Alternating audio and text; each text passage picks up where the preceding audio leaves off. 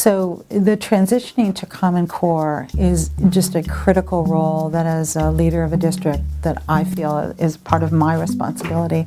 So this past week we did a parent workshop. The theme of the workshop was Common Core math and how parents can support their students. So part of it was demystifying what is Common Core. There have been many iterations over time that there have been a new way of teaching this or that, and as a parent you want to support your children, but you may not necessarily know what that methodology looks like.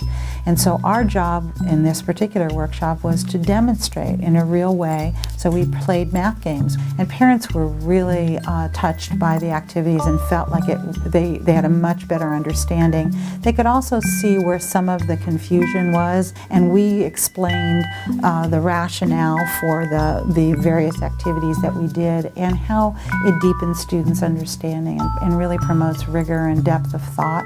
And so I think it really was a very powerful thing. And actually, as part of it, they even talked about how we could communicate with other families and really extend this kind of learning to parents so that they felt more comfortable with the changes that are happening. Teaching a child to think deeply, to be a critical thinker, to problem solve, to collaborate with others will never harm a child. It can only help. And if you, at the end of the day, only learn and memorize an algorithm, but you don't know how it applies in any kind of context other than a math worksheet, they don't really understand the math. In Common Core, students do understand the math. They will understand the math because they'll understand what they're doing. They'll be able to use evidence to support their thinking.